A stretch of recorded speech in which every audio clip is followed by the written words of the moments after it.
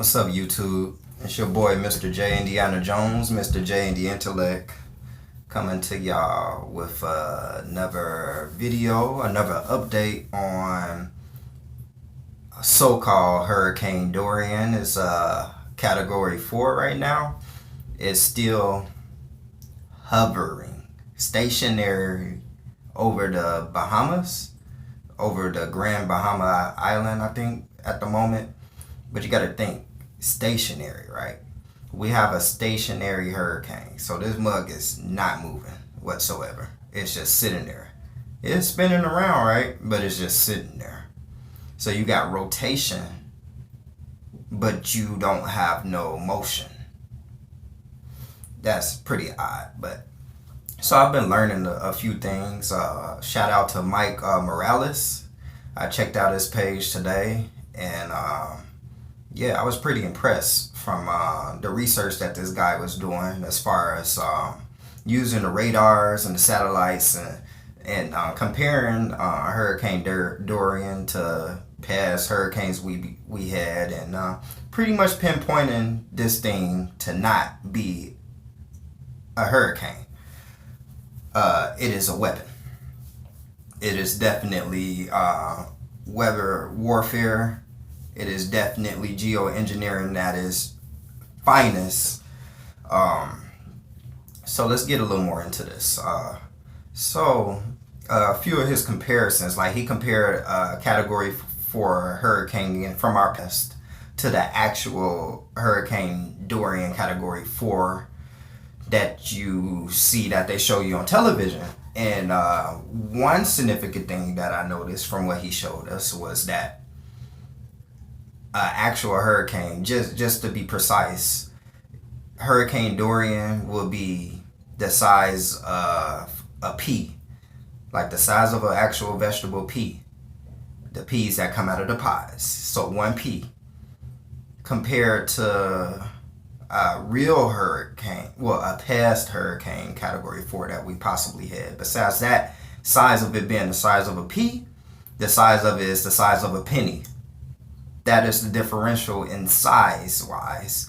And for this to be a classic storm, for this to be the monster storm, top 10 storm of all time, for this to be the biggest storm in the world, it ain't the same size of all our past Category 4 hurricanes. As far as the radar showing, that was one thing that I noticed that was pretty fishy, because it's like, if this is a hurricane, it should be having all this natural winds and this atmospheric pressure inside of it coming in, some sweeping out, all of this, but it's stuff that is not doing. Like another thing, he was pinpointing that the temperatures was really bad, that no hurricanes was supposed to be able to develop in the Atlantic due to the Sahara and what was going on.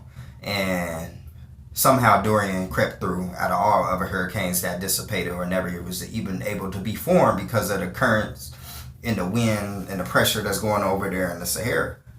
And another thing, as far as with the winds that we do have with Dorian, I heard that they are wrapped with sand. So I heard that it will be pretty brittle trying to be out there in that wind.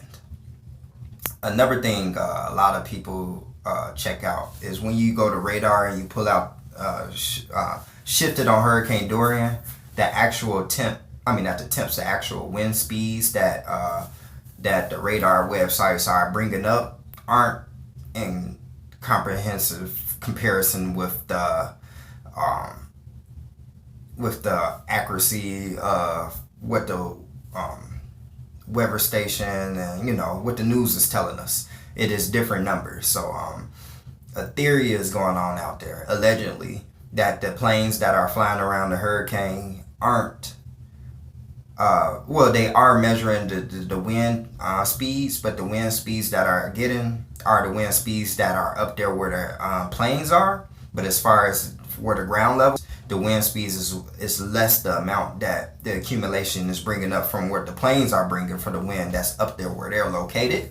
So in other words, it's basically saying, yeah, the wind blowing 200 miles per hour in the sky, but on the ground it's not blowing 200 miles per hour. And that is only saying one thing, that something is helping to form or to demote or to promote, to access something is there. It's another component that's there that is more on the unnatural side than a natural side.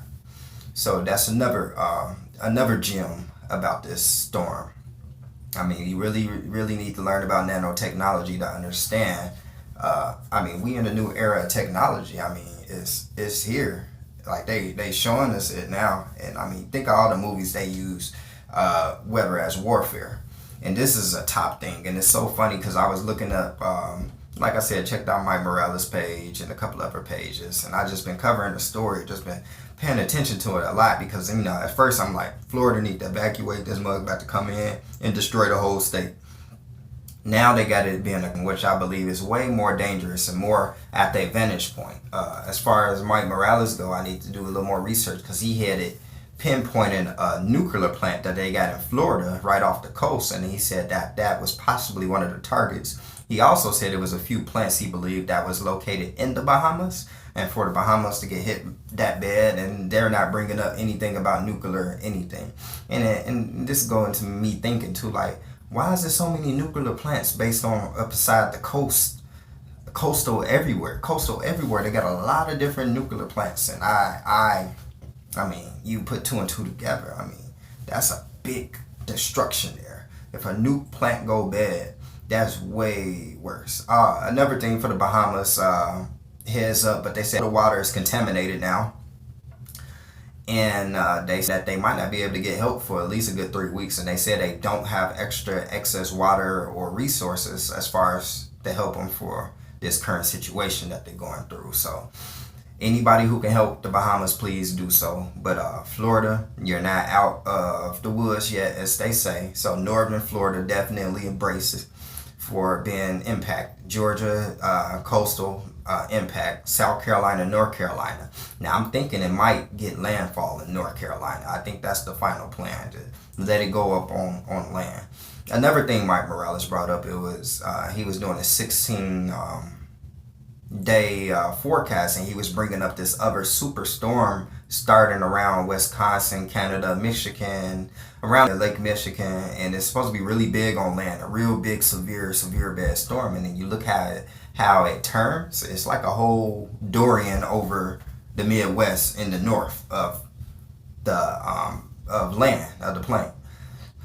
And that's just kind of like, wow, because if you look at the circle, the whole is a perfect circle. So nowhere in nature that you would get any 90-degree angles. Nowhere in nature that you're going to have a straight circle. You're not going to have straight lines. You're not going to have this in nature. Nature does not possess that. That doesn't happen in nature. Nature is so perfect in being natural that it don't do anything that you, like a perfect circle isn't natural, because circles are circles, and an actual perfect circle, you will not get that. If you were to receive a perfect circle, it will only be a perfect circle and not any other circles when it compared to nature.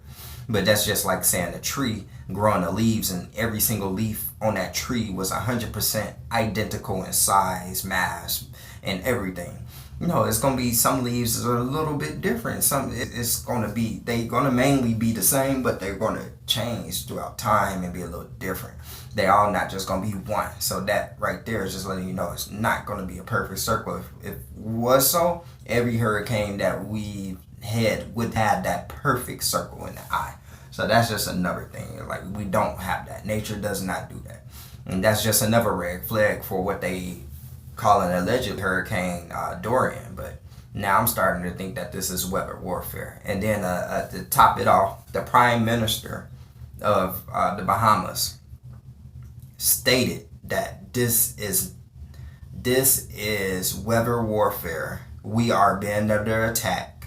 And they also quoted, that news anchor quoted, that he also stated that this is a weather attack and we don't have any way to defend ourselves against this attack. Basically saying we're under attack by weather, and I have no proper way of defending ourselves because we don't make defenses for weather yet, because we never had an attack from an offensive viewpoint of weather. Using these terms, clearly from the Prime Minister of the Bahamas. And it's funny that I watched the video of that aired a couple of hours ago, maybe an hour or two. I don't even remember which news site. It could have been, I guarantee, I think it was Fox News. Fox News about 2 hours ago. Right now it's currently the 2nd of September 2019, and it's roughly about 7 p.m. now, 7:30 to 8 p.m. So let's say about the 5 o'clock, 6 p.m., 5 p.m., 6 p.m. news, Fox.